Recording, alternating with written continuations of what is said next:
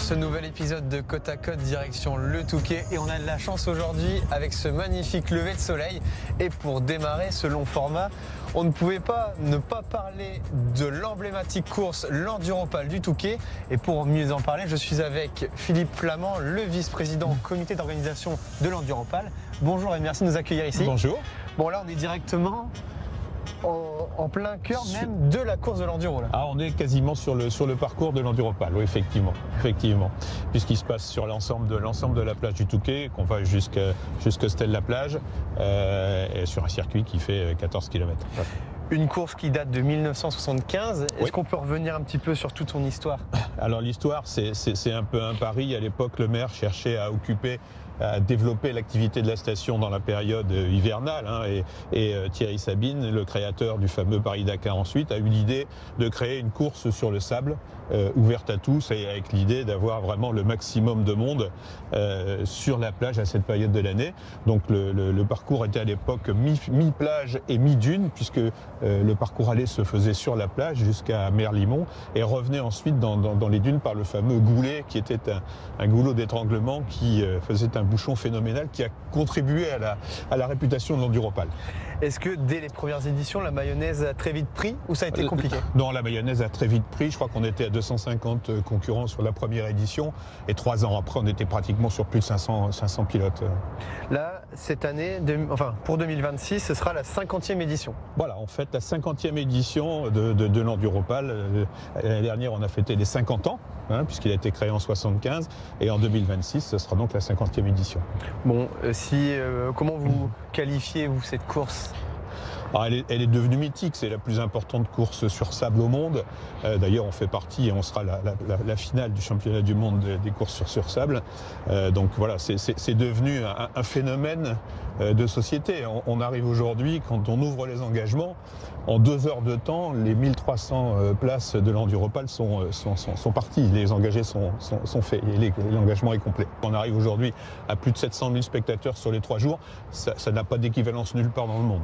J'allais y venir 3 jours parce qu'il y a plusieurs courses. Il y a plusieurs courses, oui, tout à fait. On a développé le nombre de courses au fur et à mesure de l'avancée de l'Enduropal. On est maintenant sur des courses, donc on a la course. On commence par une course réservée au vintage, qui a aussi pris un succès considérable, puisqu'on est aussi complet en très peu de temps. Ensuite, on a les courses pour les jeunes, juniors et jeunes. Et enfin, le quaduro, qui est réservé donc au quad, pour terminer par l'Enduropal, la course majeure.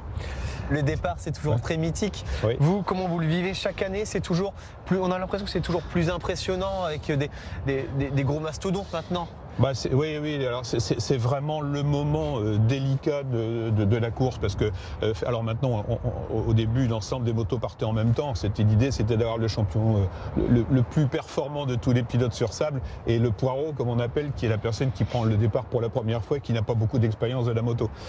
Mais maintenant, pour des raisons de sécurité, parce que de lancer comme ça 1300 pilotes ensemble sur une même ligne, c'est extrêmement dangereux, il ne faut pas qu'il y ait de collision. Donc maintenant, on fait le départ en 2 vagues, une première vague de 650 et une deuxième vague de 650 pour des raisons de sécurité, avec décalé un tout petit peu dans le temps, ce qui permet, si jamais il y avait un accident dans la première vague, de pouvoir arrêter, stopper le départ de la deuxième pour pouvoir intervenir plus vite et éviter les suraccidents.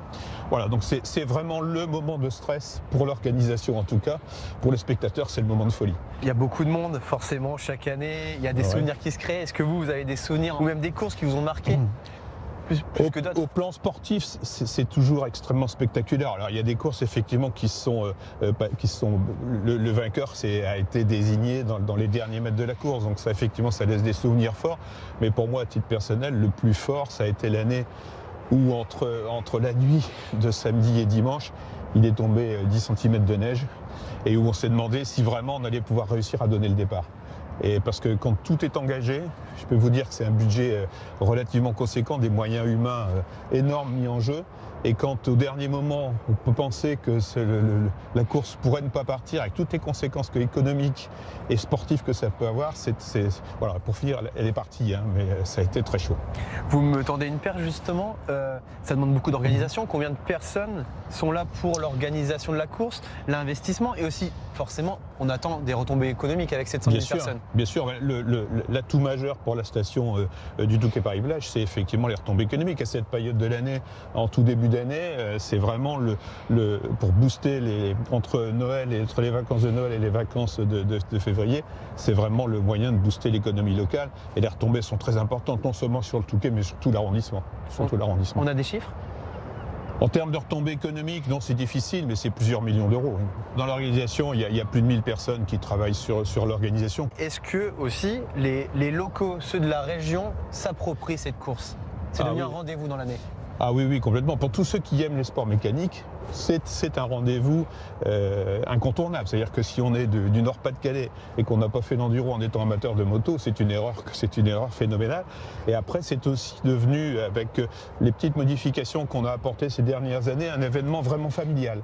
Donc c'est l'occasion de se retrouver en famille sur la station du Touquet en vivant un événement particulier, mais vraiment dans des conditions maintenant de sécurité et de confort les plus importantes. Des nouveautés pour cette année ? Pas spécialement de nouveautés, mais on réserve quelques surprises parce qu'on fête les 50 ans, la 50e édition. Donc on va fêter cette année. L'année dernière, on a fêté l'événement et cette année, on va fêter les pilotes. Des grands pilotes justement, qui sont déjà prévus ? Ça, c'est la surprise. En parlant de pilote du coup, donc surprise pour cette édition, est-ce que vous, allez on se jette un petit peu à l'eau, est-ce qu'il y a un pilote forcément, quand vous dites Enduropal, vous en avez un ? Actuellement, oui, le plus en forme, et c'est le vainqueur des deux dernières éditions, c'est Todd Canet. Il est pour le moment dans une dynamique très forte et il paraît, sauf en mécanique, il paraît imbattable. Et d'un point de vue historique, le plus emblématique des pilotes ? Le plus emblématique, c'est Arnaud Demester qui a gagné le plus d'éditions. Merci beaucoup en tout cas. Monsieur Flamand. Bon, on va continuer du coup ce petit tour d'horizon ici au Touquet avec un autre endroit emblématique, un lieu de prestige et d'histoire.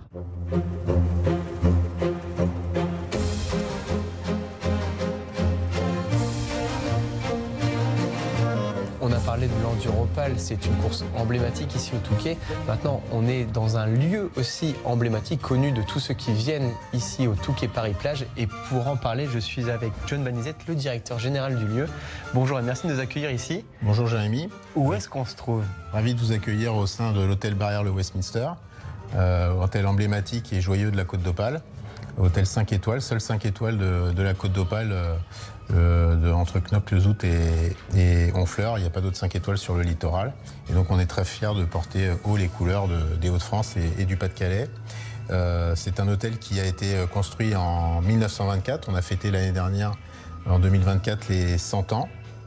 Et l'année prochaine, on fêtera aussi les 100 ans puisque l'hôtel a été construit en 2 étapes. Une première, elle, qui a été construite en 1924 et une extension dans laquelle nous allons déambuler en partie aujourd'hui, qui a été construite en 1926. Bon, on va pas attendre plus longtemps. Vous nous emmenez ? Tout à fait. Allez, parfait. On y va, c'est parti.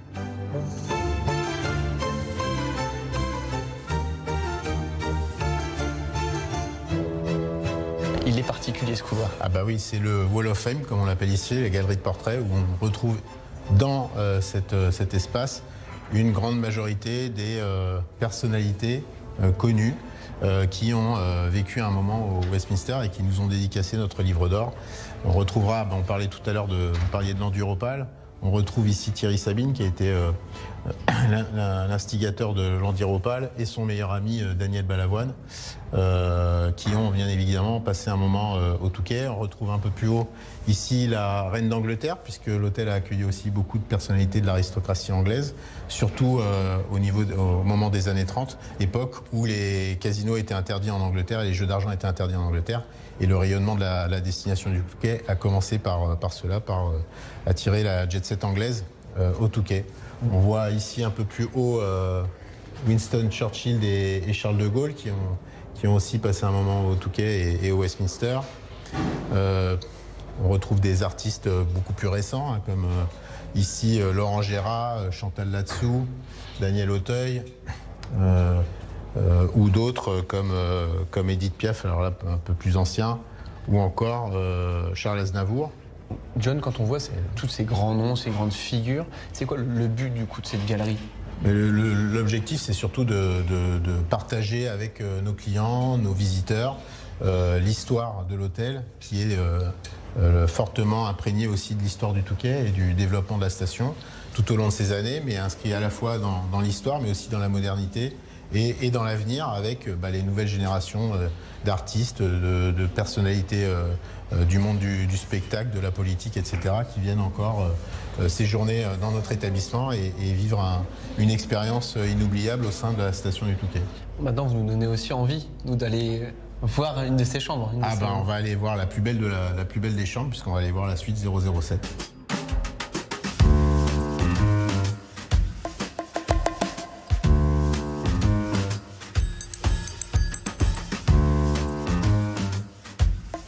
Donc Jérémy, ici, nous nous trouvons dans la suite 007, la plus belle suite de l'hôtel, qui fait 74 mètres carrés, qui est une suite historique de l'établissement.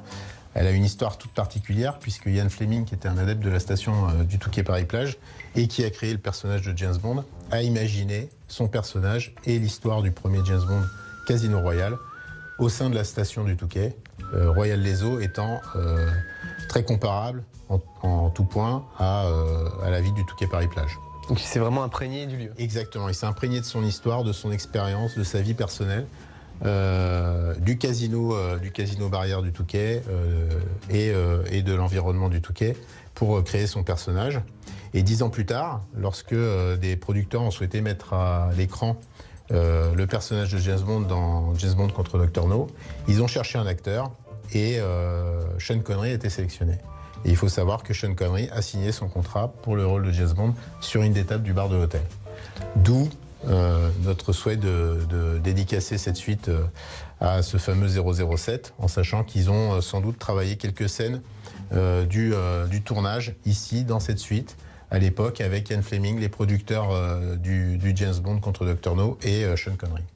Ça doit être une suite qui est très demandée, du coup. Exactement, et bien évidemment, à chaque fois qu'on accueille nos clients au sein de la suite 007, ils ont droit à une fabuleuse bouteille de Bollinger. Et on retrouve ici tous les ouvrages de James Bond, quelques jeux dédicacés à l'agent 007 et les 2 portraits de Ian Fleming et de Sean Connery avec Ursula Andress dans la chambre. Elle ressemble aux autres suites de l'hôtel, c'est juste sur sa particularité historique avec ce côté James Bond ou non? C'est quand même la plus belle. C'est quand même la plus belle, la plus grande, et elle a sa propre décoration, puisque les autres chambres ont plutôt deux harmonies, une harmonie plutôt rouge qui rappelle le côté terre de la station, et une harmonie plutôt bleue qui rappelle le côté mer, côte d'opale de la station. Bon, depuis ce fameux Sean Connery, est-ce qu'il y a eu d'autres grands noms ici? Il y a eu d'autres grands noms qui ont séjourné, mais bien évidemment, confidentialité oblige. Ça marche.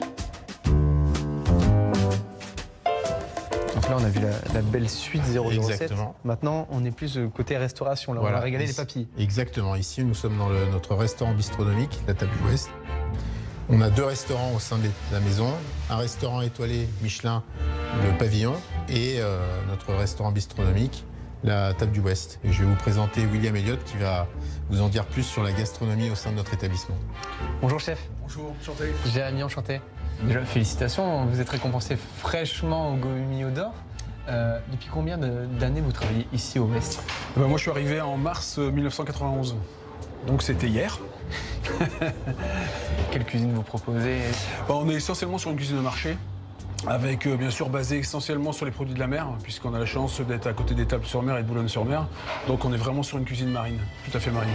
Depuis 91, elle se réinvente un peu la cuisine? Complètement, la cuisine a changé, les demandes ont changé, donc on est obligé de s'adapter à notre clientèle. Aujourd'hui, qu'est-ce que vous travaillez? Aujourd'hui, c'est la Saint-Jacques, puisqu'on est en pleine période de la coquille Saint-Jacques. Donc la Saint-Jacques et tous les produits, les légumes anciens, le panais, topinambour. Donc on est vraiment, je dis, sur une cuisine de marché et cuisine de saison. Est-ce que vous pouvez aussi nous parler un petit peu, nous dire un petit mot sur le pavillon? Le pavillon, c'est notre jouet, c'est notre bébé, puisqu'on a une cuisine étoilée depuis 2007, donc on part sur la 19e année. Donc c'est vraiment le lieu où on peut faire des choses différentes du bistrot. Et puis surtout faire plaisir aussi à notre clientèle qui demande ce genre de restaurant dans des hôtels comme l'hôtel Westminster.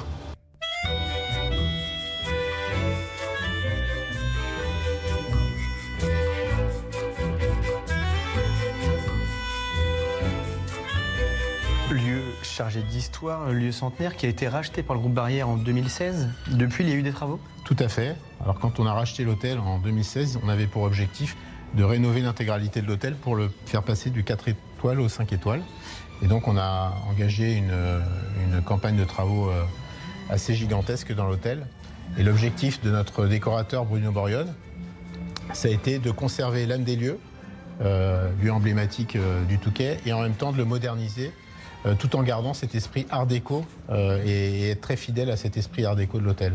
Donc vous retrouvez ici par exemple, en symbole de cette histoire, les portes en fer forgé historiques de l'hôtel, des ascenseurs de l'hôtel, même si l'intégralité des ascenseurs ont été changés.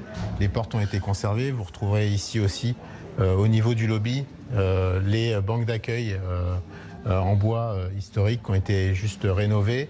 Vous retrouvez cet esprit art déco tout au travers des moquettes, des formes géométriques que vous retrouvez sur les peintures murales. Et aussi le côté très anglais de l'hôtel avec les fauteuils Chesterfield en cuir voilà, qui rappellent cet esprit nord de France et Angleterre. Combien de personnes à peu près à l'année? Ici, on tourne à peu près à 120 personnes à l'année et on monte en saison, bien évidemment, au-delà des 130 personnes, puisque l'activité est très dense sur la saison estivale. Et en termes de personnes qui profitent de ce lieu, en termes de clients? Alors, on a des clients qui viennent d'Angleterre, de Belgique, du Benelux en général, des Hauts-de-France, bien évidemment, Lille étant à 1h45, Paris étant à 2 heures, un peu plus de 2 heures de route d'ici. Donc Paris est une des destinations préférées, enfin le Touquet est une des destinations préférées pour les Parisiens. Et après on retrouve aussi des gens qui viennent de Champagne, d'Ardennes, de Suisse, du Luxembourg, voilà, qui viennent séjourner à un moment dans notre établissement pour rêver. Merci John aussi de nous avoir fait rêver à travers cette visite.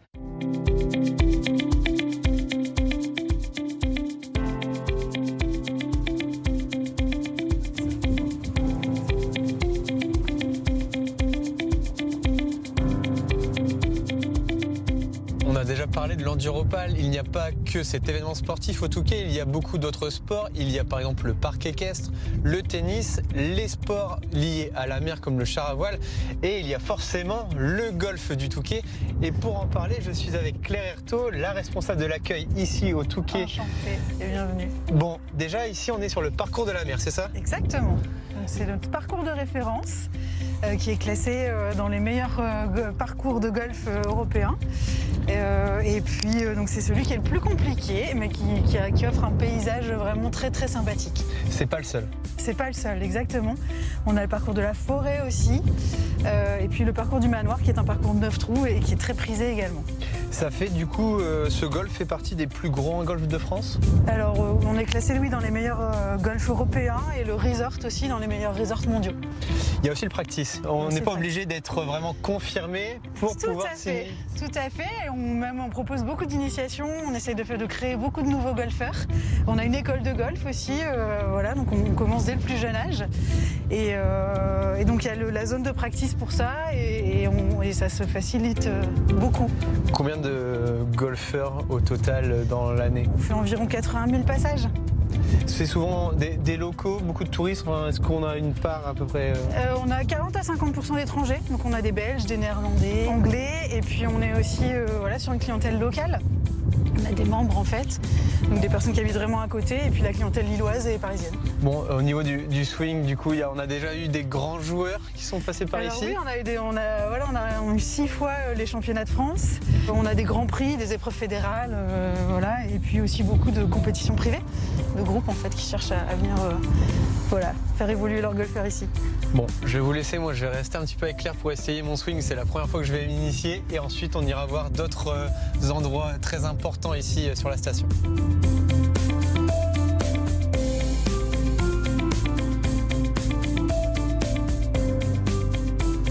On a pu voir aussi que le Touquet était une ville de sport, mais pas que. Il y a aussi le côté architectural, patrimoine. Et pour en parler, je suis avec Loïc Vambre, le directeur du pôle patrimoine et nature ici au Touquet Paris-Plage.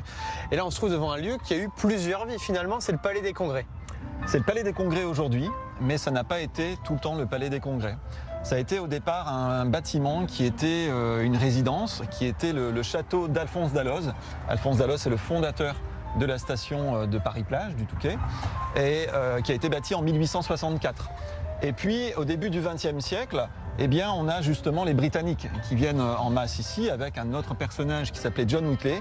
Et lui va développer les infrastructures sportives, mais aussi les infrastructures hôtelières et va faire venir les Britanniques dans la station qui vont venir jouer au jeu d'argent. Et c'est à ce moment-là, en 1903, que l'ancien château d'Alloz va être transformé en casino de la forêt. Donc c'est ce qu'on disait tout à l'heure, le golf et en même temps le casino, c'était la même époque à peu près. Voilà, le golf c'est 1904, son inauguration, et ici on est en 1903. Et il prend l'allure telle qu'on le voit actuellement en 1913. Donc on transforme cet ancien pavillon de chasse qui était en bois en un monument plutôt d'inspiration néo-normande, avec des toitures très élancées, des tuiles plates, quelque chose d'assez monumental finalement, une entrée monumentale avec des arcades qui sont situées sous le porche d'entrée. Vous nous emmenez à l'intérieur? On vous emmène à l'intérieur. Parfait.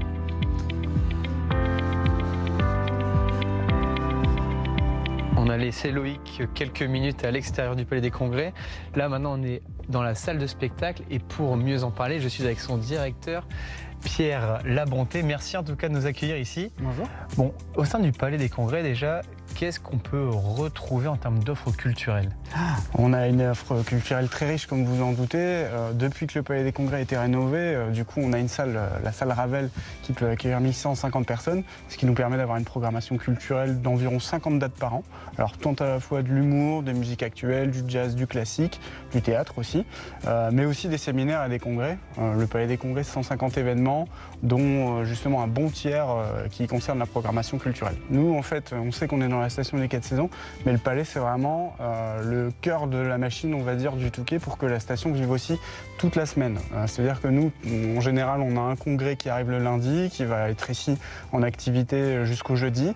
Et ensuite, nous, on a toute cette période du week-end où là, on va partir sur des festivals ou des concerts et des spectacles.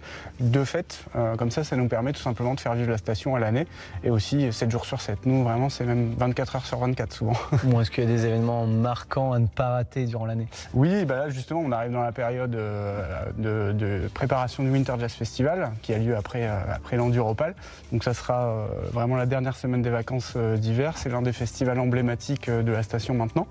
Et ensuite, évidemment, on va repartir sur toute la période des congrès et des salons qui auront lieu du mois de mars jusqu'au mois de juin, avec ensuite l'été, le Festival des Pianofolies, la Semaine Chantante, les mercredis jazz et plein d'événements marquants qui sont maintenant généralement attendus des Touquetois, mais aussi plus largement sur toute la Côte d'Opale.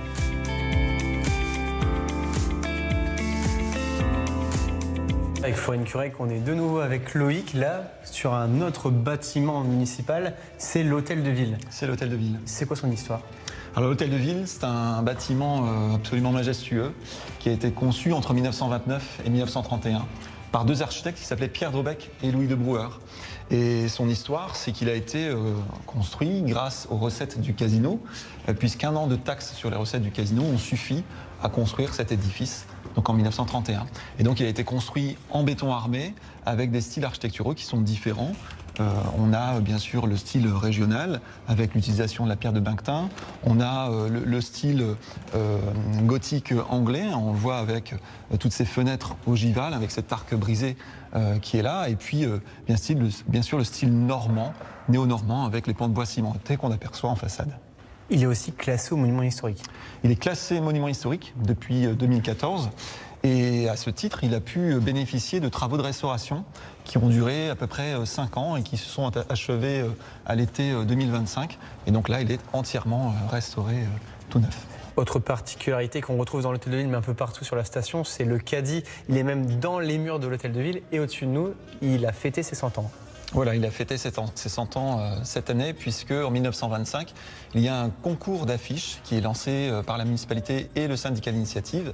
Et c'est Édouard Courchinou, un affichiste parisien, qui va remporter ce concours d'affiches en représentant un petit personnage qu'on appelle le caddie. Le caddie, c'est celui qui accompagne les joueurs de golf pour leur prodiguer des conseils, porter éventuellement les clubs de golf, etc. Et c'est devenu le symbole, l'emblème typique du Touquet Paris-Plage.